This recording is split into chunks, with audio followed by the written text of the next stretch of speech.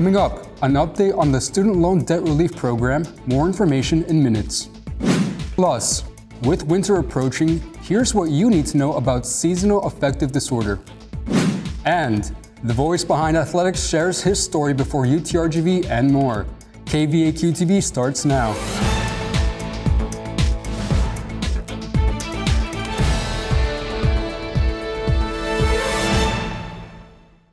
Hey there, vaqueros. Welcome back to this semester's 14th edition of KVAQ-TV. I'm Felix Valderas, and at the top of the hour,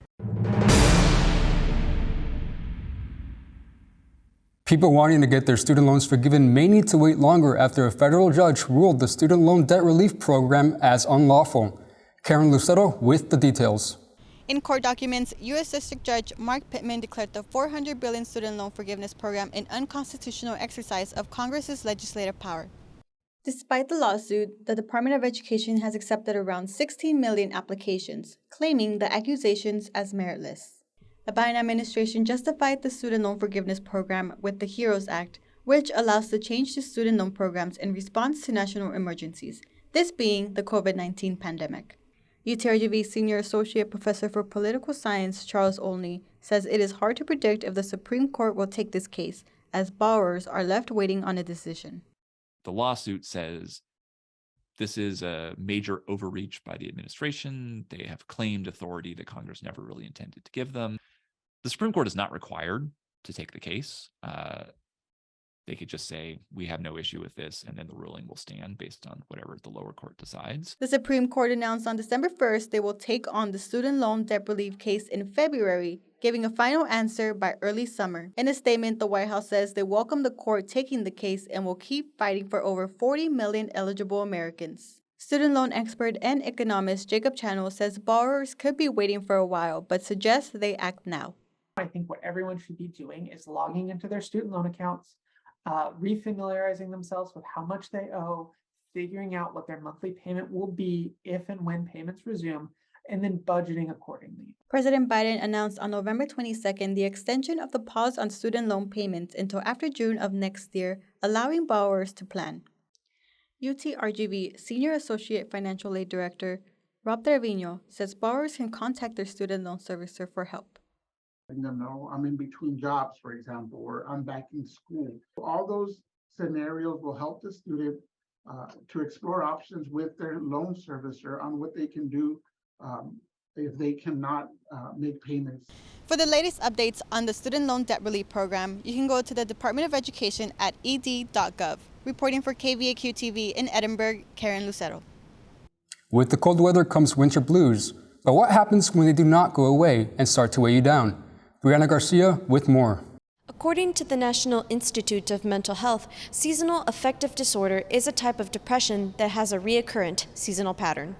The NIMH states that seasonal affective disorder mostly occurs in the beginning of fall and can last throughout the winter season. Assistant Professor of Psychiatry Alcides Amador explains how seasonal affective disorder mostly affects people who are genetically predisposed to this disorder or if they live in higher altitudes. And one of the thoughts is that because if you're living at those northern latitudes, you're getting less light exposure. And it's thought that that starts to affect our mood a lot. Some of the symptoms of seasonal affective disorder include oversleeping, overeating, weight gain, social withdrawal, and signs of major depression. Dr. Amador explains how seasonal affective disorder is a spectrum and can affect people in different ways. It depends on your level of impairment. For example, winter blues, it may not be very impairing to somebody, but if it doesn't become very impairing, then we would consider that maybe more that, oh, hey, this is sounding more like seasonal affective disorder or, winter depression. Therapy is recommended for treating seasonal affective disorder if it becomes too impairing for an individual. UTRGV Counseling Center Director Christopher Albert clarifies how it can affect someone's daily life. We start struggling. We have, for example, in the case of depression, you get low motivation as well as a number of other symptoms. Poor concentration, then that affects our performance. That's another stressor, and so that piles on to what's contributing to the depressive feelings. UTRGV students who are struggling with seasonal affective disorder or are emotionally troubled are encouraged to ask questions or to make an appointment with the UTRGV Counseling Center. It is a free service for enrolled UTRGV students. When a student seeks our services, they have a choice of online or in-person counseling. UTRGV students who are facing a mental health emergency can contact the 24/7 Paquero Crisis Line at 665-5555 or can contact the Suicide and Crisis Lifeline at 988. For more information, you can contact the Counseling Center at counseling@utrgv.edu. For KVAQ-TV, this is Brianna Garcia. Are you getting enough sleep? A local doctor shares a lack of sleep may be dangerous and explains what may be causing people to have sleeping disorders. Amada, how many hours of sleep should we get? Felix, 7 to 8 hours of sleep is the recommended time adults should be getting in order to maintain a healthy sleeping schedule and prevent illnesses such as heart disease, high blood pressure, and strokes. The most common type of sleeping disorders are insomnia, sleep deprivation, obstructive sleep apnea, and narcolepsy. Pulmonary and critical care doctor at the Pulmonary Sleep Center of the Valley, Mario Gomez, shares a lack of sleep can be extremely dangerous as it can make people feel sleepy and have brain fog, affecting people's performances throughout the day. Now everybody drives. So if you're driving while you're sleepy, the chances of you having an accident, it's pretty significant. For biology major at UTRGV Daisy Yanes, living with a lack of sleep has not been easy. Yanes shares the feeling she experiences at night when she is unable to fall asleep and how this has impacted her everyday life. Mood swings. Since I'm tired throughout the day, I do see myself like falling asleep during class. So obviously I'm not paying attention, and that like really reflected on some quizzes and exams. And if I close my eyes, my mind is just constantly running. So there's no break for me. Like I'm always thinking, oh, what am I gonna do tomorrow? What am I gonna eat? Like, what do I have to go pick up my brothers? Like, it's always on. There's no off button for my brain. Dr. Gomez says oftentimes there are self-induced actions going on in people's routines that are preventing them from falling asleep. He explains the usage of electronics before bed is one of the main factors keeping people awake at night. What happens is you are getting exposed to the light from the machine, and that will prevent that your brains release a substance called melatonin that will help you fall asleep. Dr. Gomez recommends turning off all lights before bed, a quiet environment, and adjusting the temperature in your room to help you fall asleep faster. He says supplements like melatonin are not harmful to the human body, but can have side effects if taken often. You don't want to be using these long term, but there are other medications that we use that are controlled, which you can try to use them for the short term while you try to modify the person's behavior, try to address what the problem is, and transition them to being able to sleep without medication. Dr. Gomez says the clinic is offering a polysomnography test used to diagnose sleeping disorders and help doctors come up with proper resolutions. For KVAQ-TV, I'm Amada Valdovinos. We'll be right back with information on heat and fire safety after a quick break. One of UTRGV's newest degrees is the Bachelor of Arts in Human Dimensions of Organizations. The HDO makes liberal arts work for you. It teaches students how to use the humanities and social/behavior sciences to understand workplace interactions and how organizations can best serve their employees, customers, and clients. Classes are limited to 30 students and start this spring in Edinburgh and Brownsville. If you think education should work for you, then visit utrgv.edu/HDO and register for HDOS 3301. As temperatures drop, keeping warm is on top of everybody's list. Using space heaters or a fireplace can be dangerous if used improperly. Xavier Aguilar with some things to look out for. As people turn off their air conditioning and switch to heating, families need to keep an eye on their heaters. Heating is the second leading cause of home fires and home fire injuries, and the third leading cause of home fire deaths, according to the National Fire Prevention Association. Edinburgh Fire Chief Sean Snyder recommends residents to have their heating sources, gas or electric, checked regularly. One of the biggest problems that we have, and we respond to many times, is people use their air conditioning all year long. They turn on the heater once. There's lint accumulation, dust accumulation on the coils. that starts to heat up, and in some cases it can set it on fire. Otherwise, it can also burn off the lint and it puts smoke inside the house. Snyder encourages residents to check their space heaters to make sure that their equipment is Underwriter Laboratory certified and properly designed for heat. Space heaters should also be plugged directly into wall outlets and not into extension cords or surge protectors. Extension cords or surge protectors do not have a high enough current flow to support the electrical needs of a space heater, causing it to overheat and possibly lead to a fire. Interdisciplinary Studies major Bianca Reazola comments on the need for a better education on the topic. At the end, it just comes to safety. If they're not being cautious as to what they're choosing as a heat source, could cause a fire not just for their household, it can spread anywhere. Here are some tips from the National Fire Prevention Association on heating safety.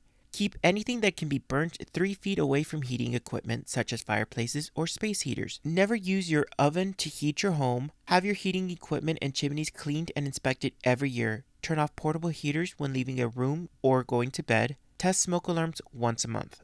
If a fire does happen at your home, call 911 immediately and exit your home. Do not go back into your home for anything. For KVAQ-TV in Edinburgh, Xavier Aguilar.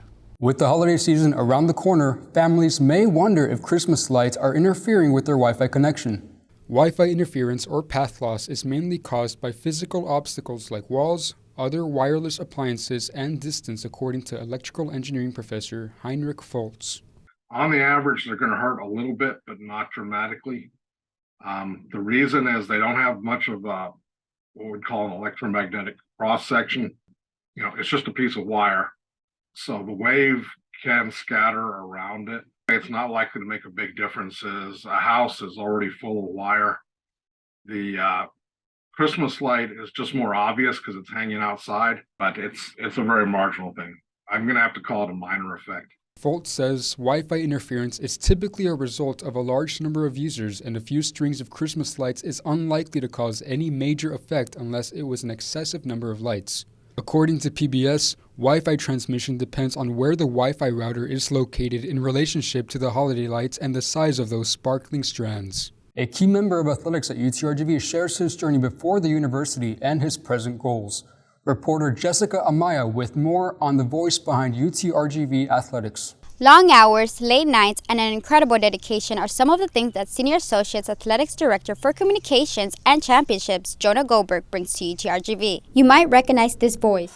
Has 3, 2, lets it fly, got it! Growing up in New York, Goldberg's interest in sports began when he played baseball with his dad on the driveway of his home. Goldberg recalls listening to the Yankees play in the World Series in 2000 and being so fascinated by the game. He says he never missed one. This also piqued Goldberg's curiosity, broadcasting.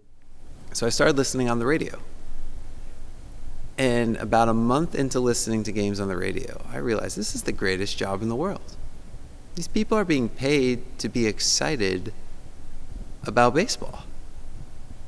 I wonder how I can do that. During his high school career, Goldberg says he broadcasted his very first baseball game and took things to the next level by creating his own website with several broadcasts and articles of the games. Goldberg went on to Boston University, where he broadcasted 248 games, setting a record at WTBU radio. One of Jonah's major accomplishments, a day he will never forget, when the Rio Grande Valley White Wings in Harlingen decided to hire him. My name's Jonah Goldberg, and this is the one and only head coach of the UTRGV baseball. From there, Goldberg went on to taking bigger roles as he focused on growing in the industry and separating himself from everyone. Director of Athletics Chase Kong reinforces Jonah has been an incredible workforce in athletics. He inspires us every day because he's one of the hardest workers that I've ever met. And nothing is too big or too small for Jonah to tackle. But he's passionate about our student athletes. And he wants to make sure that he's helping tell their story and doing right by them. And when they leave here, they had a great experience here at UTRGV. Goldberg started working for UTRGV in 2011 and has been a great asset to UTRGV Athletics, including securing hosting the 2022 WAC Volleyball Tournament on November 17 through the 19th. Jonah looks back at this tournament experience as a one-of-a-kind opportunity. I can look back on those 3 days, or more than 3 days, with pride because I know it went well. I know all the student athletes here had a great experience. I know the fans had a great experience. And I know that our staff really pulled together and pulled off something incredible. Goldberg shares the Rio Grande Valley has become his home and sees how much of an impact it can make locally and globally. He says the best part about being the play-by-play announcer is getting excited and telling student-athlete stories. He shares the message to anyone who is interested in sports journalism. Where do I go from here? Who says you have to go anywhere? If you're happy, you're happy. Happiness is such a rare thing to find in this world. If you can find a place where you're happy in your work and your life, then be happy. You can put the resume away. Goldberg hopes to continue to inspire everyone and bring more opportunities to UTRGV Athletics. Reporting for KVAQ-TV in Edinburgh, Jessica Maya. That's all for us today. Make sure to watch us Monday through Friday on VCast monitors and on social media. You can also grab a copy of the Rider newspaper at stand locations on both campuses. For KVAQ-TV, I'm Felix Valderas. Stay safe, vaqueros.